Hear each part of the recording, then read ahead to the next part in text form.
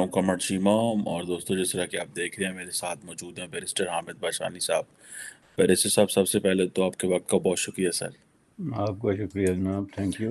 Barrister صاحب، پشاور کا جو دہشت گردی کا واقعہ ہوا اس کے بعد پاکستان کے جو ڈیفنس منسٹر ہیں انہوں نے یہ کہا ہے کہ یار یہ کیا چیز ہے، مساجد کے اوپر اور مسلمانوں کے اوپر اس طرح حملے جو ہیں وہ تو انڈیا اور اسرائیل میں بھی نہیں ہوتے، تو پاکستان میں کیوں ہوتے ہیں؟ بیسیکلی اب یہ کویشچن آتا ہے کہ بھائی ایسا کیا ہم نے کیا کہ مسلمان کو مارنے لگ پڑا، اور ہم بھارت سے آئے تھے کہ جی یہاں پہ پاکستان کے اندر ایک ماحول ہوگا، آزادی ہوگی، مذہب کو پریکٹس کرنے کا ماحول ملے گا۔ ٹیکنیکلی تو یہ چیزیں تھیں کہ ہم ایک مذہب جو ہے وہ ہمیں مذہبی آزادی ہوگی۔ تو جب ہم پاکستان میں آئے ہیں تو بجائے اس کے کہ یہاں مذہبی آزادی ہو، یہاں پہ ہم ایک دوسرے کے اوپر بم پھاڑنے شروع ہو گئے۔ ایک مسجد میں جائیں تو دوسرا حملہ کر دیتا ہے، شیعہ، سنی، دیوبند، اہل حدیث، کوئی ایسی مسجد نہیں ہے جس پہ حملے نہیں ہوتے، چرچ پہ حملے ہوتے ہیں۔ اور یہ جو اسلام کے نام پہ، مذہب کے نام پہ جو ملک بنتے ہیں، کیا برسر صاحب وہاں پہ ایسے ہی ہوتا ہے، یا کہ یہ جو بات انہوں نے کی ہے کہ انڈیا میں تو دھماکے نہیں ہوتے مساجد میں یا اسرائیل میں نہیں ہوتے، آپ کو یہ اسٹیٹمنٹ کیسے نظر آتی ہے؟ How do you, in which context do you see this sir? بڑی امپارٹنٹ اسٹیٹمنٹ ہے سر، اس میں جو ہے، لیکن جو سوال انہوں نے اٹھایا نا وہ بہت ادھورا ہے اور ون سائیڈڈ ہے، جس کا کہ ہم لوگوں کے کلچر میں اب یہ چیز بڑی ڈیپلی روٹیڈ ہو گئی ہے کہ ہم آدھا سچ بولتے ہیں، آدھی بات کرتے ہیں، اور ہر بات میں جو ہے وہ حقائق ماننے کے بجائے اس میں ڈنڈی مار دیتے ہیں۔ اس کا پورا سوال یہ تھا جو بنتا تھا، چونکہ جو پاکستان میں جو ہے نا وہ تو اب آلموسٹ 99% تو مسلمان رہ گئے نا، اور جہاں تک ہمیں یاد پڑتا ہے پوری تاریخ میں آج تک جو ہے وہ کسی غیر مسلم نے کوئی نہ حملہ کیا، نہ اس کا کوئی کسی طریقے سے کہیں بھی آپ کنیکشن بنا سکتے ہیں۔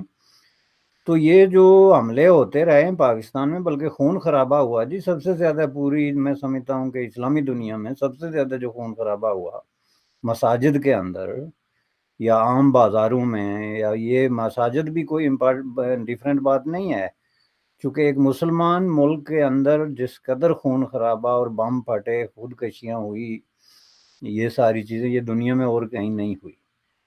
تو اس کو اگر وہ اس طریقے سے پیش کرتے کہ یہ جو اچھا مسلمان ہے وہ برے مسلمان کو مار رہا ہے، یا برا مسلمان اچھے مسلمان کو، لڑائی تو یہی ہے۔ ہندوؤں کے ساتھ تو آپ نے 1947 میں طے کیا تھا کہ ہم رہ ہی نہیں سکتے۔ وہ مشتاق احمد یوسفی کے نام سے ایک سینٹنس منسوب ہے، پتہ نہیں انہوں نے کہا یا ویسے ان کے سر کسی نے لگا دیا، کہ قائد اعظم بہت زبردست قسم کے وکیل تھے، اور اس کی ایک بڑی دلیل یہ ہے کہ انہوں نے اپنے دلائل سے ثابت کیا کہ ہندو اور مسلمان جو 800 سال سے اکٹھے رہ رہے تھے وہ اکٹھے نہیں رہ سکتے، اور یہ انہوں نے ثابت کر کے تو پاکستان بنایا۔ اب پتہ نہیں یوسفی صاحب نے یہ کہا یا نہیں کہا۔ تو یہ جب آپ نے یہ طے کر دیا کہ ہمارے کوئی پرابلمز جو ہیں وہ اس وجہ سے ہیں کہ یہاں کوئی ڈیفرنٹ ریلیجس کمیونٹیز رہتی ہیں، تو اس لیے ہم جا رہے ہیں ایک اپنی کمیونٹی کے اندر جہاں پہ صرف ہم ہوں گے، تو وہ پھر جا کے ہم کے اندر آپ نے جو تقسیم شروع کی وہ اتنی بڑی خوفناک تھی کہ میں آپ کو پورے دعوے سے کہتا ہوں کہ اگر آپ ہندوستان کے ساتھ ہوتے، ہندوستان تقسیم نہ ہوتا، تو ہندو مسلم جو بھی اگر کوئی کہیں کسی طرح کی تفرقہ یا کوئی نفرت یا کوئی کانفلکٹ تھا بھی، تو اتنا نہیں بڑھ سکتا تھا جتنی لاشوں کے آپ نے انبار لگائے۔ کیونکہ اس کی میں آپ کو مثال دے دیتا ہوں، ایک تو منسٹر کی بات ہی مان لیں، دوسری میں دے دیتا ہوں کہ کہاں پہ جو ہے وہاں پہ 22-23 کروڑ، چلو 15-20 کروڑ ہی مسلمان کہہ لیں، رہ رہے ہیں نا، 47 کے بعد بھی رہ رہے ہیں، مسلسل رہ رہے ہیں، تو کتنے لوگوں کی انہوں نے خودکشیاں کی، اور کتنے مساجد میں خون بہا، اور کتنی زیارتوں پہ حملے کیے۔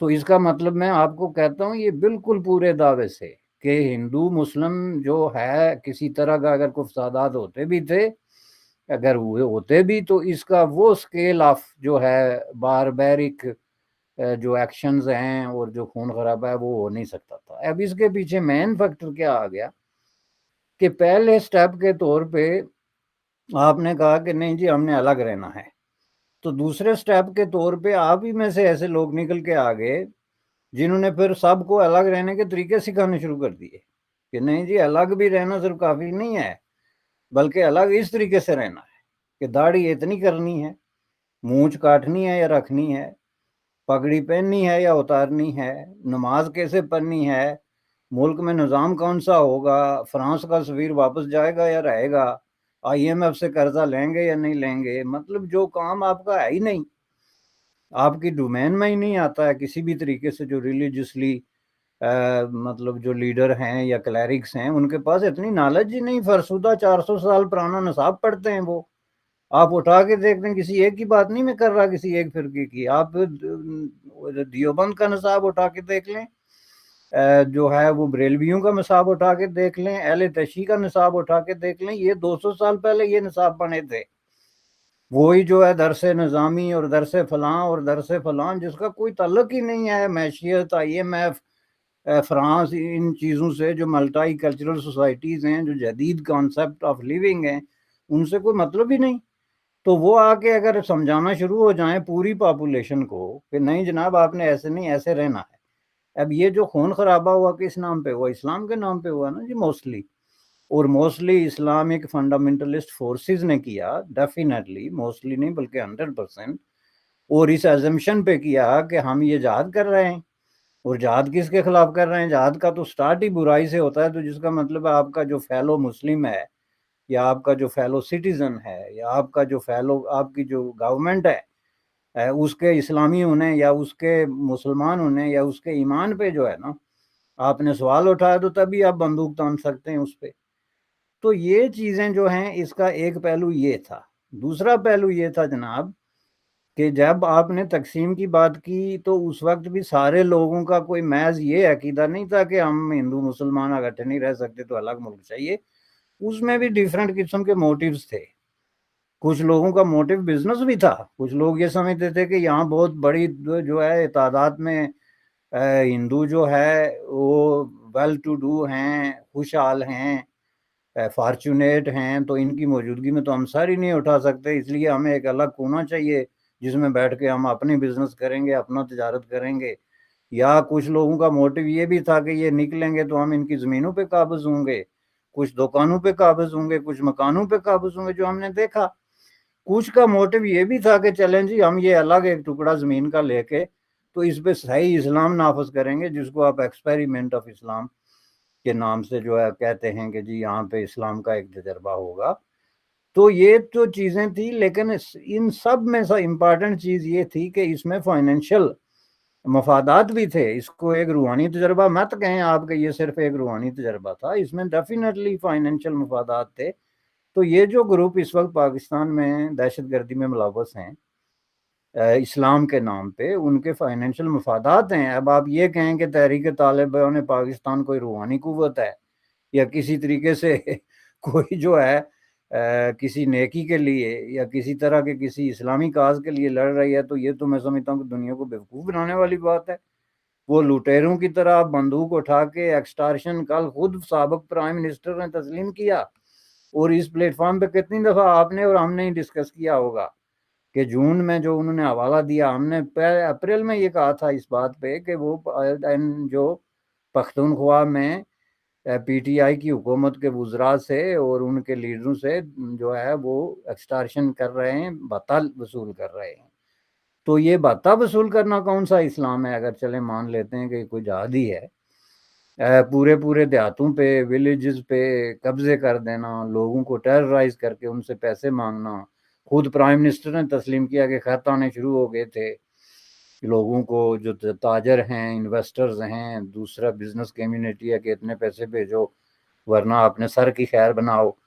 تو یہ تو باربیرک ایکشن جو ہے، یہ تو ہلاکو، چنگیز اور پتہ نہیں کون کون لوگ ہم نے ایسے نام کی وجہ سے بدنام کیے ہوئے ہیں۔ ہلاکو نے اتنے لوگ ہلاک نہیں کیے جتنے ہم لوگوں نے کر دیے ہیں اس دھرتی پہ۔ تو یہ جو ہے ایک فائنینشل ان کا مقصد ہے، جس کا مطلب ہے کہ یہ مفادات کی لڑائی ہے، اور پاکستانی عوام کی جو سادگی ہے، ان کے جو ڈیفرنٹ طریقوں سے لوٹا جا رہا ہے۔ پہلی بات تو یہ ہے کہ لیڈر لوٹ رہے ہیں ان کو مختلف نیریٹیوز دے کے، بیوروکریسی لوٹ رہی ہے، اسٹیبلشمنٹ لوٹ رہی ہے، تو اس کے بعد پھر اس طرح کے آرگنائز گروپس ہیں جو لوٹ رہے ہیں، مروا رہے ہیں، مار رہے ہیں. عام آدمی مرتا ہے بیچارہ. آپ نے کبھی سنا کوئی لیڈر کوئی بڑا کئی سالوں میں ایک آدھ جو ہے وہ کہیں آگے آتا ہے؟ ورنہ تو عام آدمی کی لاشیں اٹھتی ہیں. بیچارے غریب موسٹلی جو ہے، جن کے زندہ رہنے کا سامان نہیں جن کے پاس.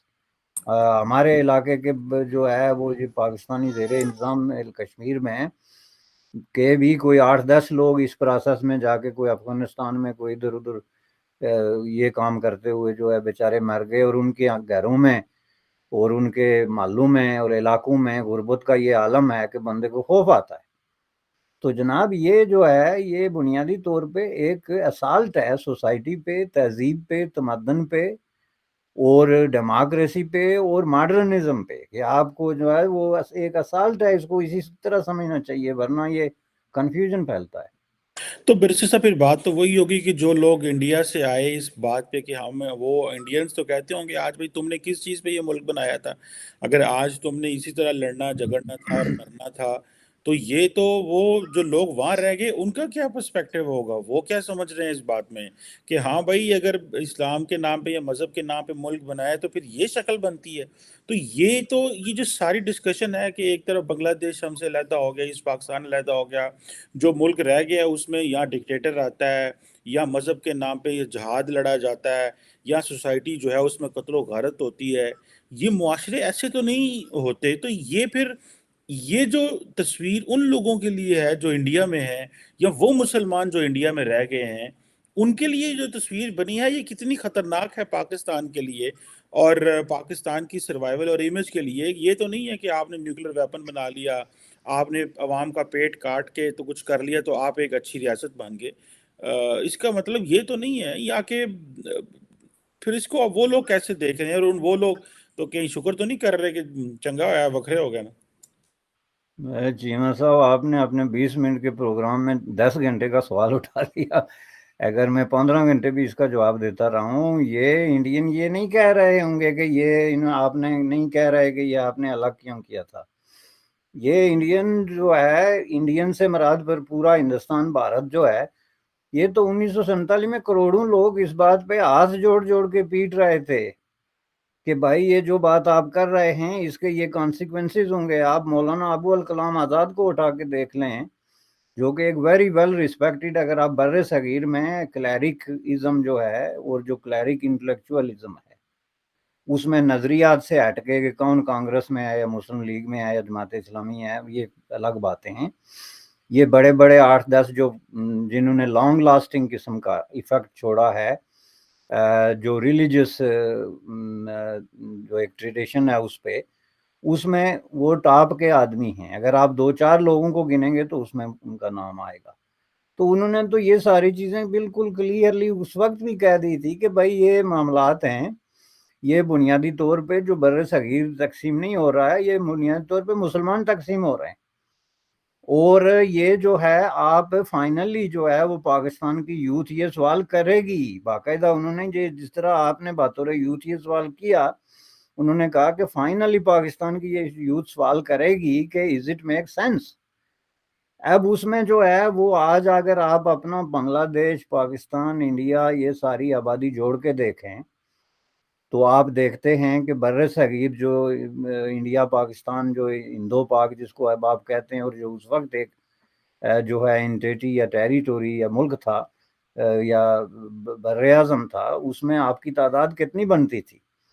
اور وہ سارے لوگ جو ہیں کہاں پہ دنیا کے کسی جگہ پہ آپ مجھے یہ بتائیں کہ پاکستانی کہاں ہیں جہاں پہ وہ ایک خالص قسم کا اسلامی ایک زمین کا ٹکڑا کریٹ کر کے اس میں رہتے ہیں. آپ یونائٹڈ اسٹیٹ آف امریکہ میں کتنے پاکستانی ہیں؟ اور اگر آپ ان کی لسٹ بنائیں تو آپ مجھے حیرت ہوگی آپ کو یہ دیکھ کے کہ ان میں سے کتنے پاکستانی ہیں جو ہندوؤں کی، سکھوں کے ساتھ بزنس کرتے ہیں. باقی کرسچن یا امریکن کے ساتھ تو وہ تو خیر بات ہی بالکل ایک سیدھی سیدھی ہے نا، امریکہ میں ہیں تو وہ تو آپ کریں گے. لیکن کتنے لوگ جو ہے ہندوؤں اور سکھوں کے پارٹنرز ہیں. اس سٹی آف ٹورانٹو میں جہاں میں بیٹھا ہوں، سٹی آف برامپٹن میں، یہ جو پورا دن تقریریں جا کے اپنی مسجدوں میں کرتے ہیں انڈیا کے خلاف، ان میں سے نصف سے زیادہ جو ہے وہ ان کی تجارت ہی سکھوں کے ساتھ ہے.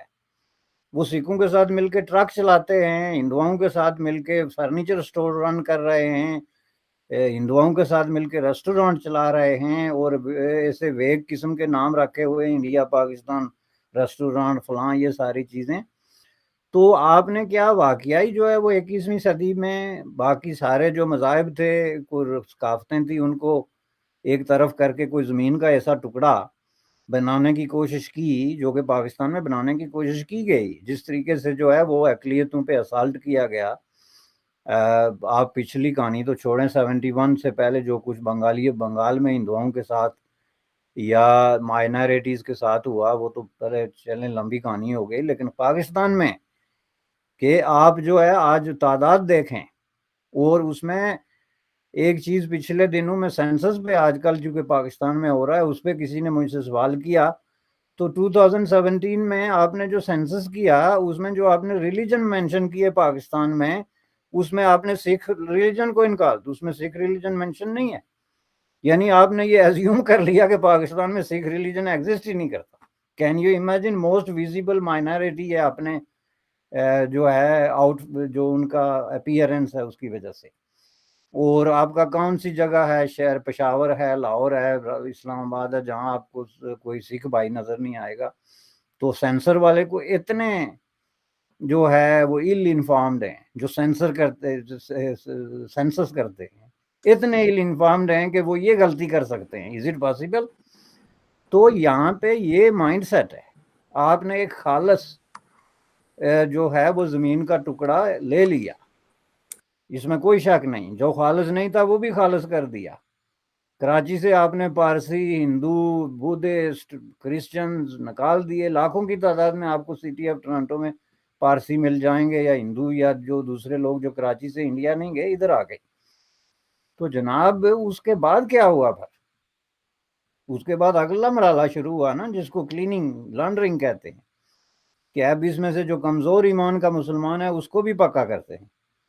اور یہ ساری کہانی جو ہے یہ جا کے تو اب میرے خیال میں انڈینز کے لیے یہ کوئی نئی بات ہے ہی نہیں جی۔ آپ انڈیا کا لٹریچر پڑھیں، ان کی نصابی کتب بھی پڑھ لیں، ان کے جو یا ادب تخلیق ہوا ہے پارٹیشن کے حوالے سے، یا جو ادب تخلیق ہوا ہے پالیٹکس پہ اور اس طرح کی چیزوں میں، اس میں آپ دیکھ لیں انہوں نے ڈے ون سے ان کا ایک نقطہ نظر ہے کہ بھائی یہ جو ملک ہے اس میں ہم صدیوں سے مل کے رہتے تھے، اور ہم آگے بھی رہ سکتے تھے اور اب بھی رہتے ہیں۔ اور لیکن اسی بات کو بنیاد بنا کے وہاں بھی ایک بہت بڑا جو ہے وہ تفرقہ اور نفرت پیدا کی گئی۔ جب ظاہرہ پاکستان کا بننا اٹ سیلف جو ہے اس کو بھی ایز اے سلوگن یوز کر دیا گیا نا، کہ جی یہ مسلمان تم یہاں کیا کر رہے ہو، جب پاکستان بنا دیا تو جاؤ۔ That was the only argument.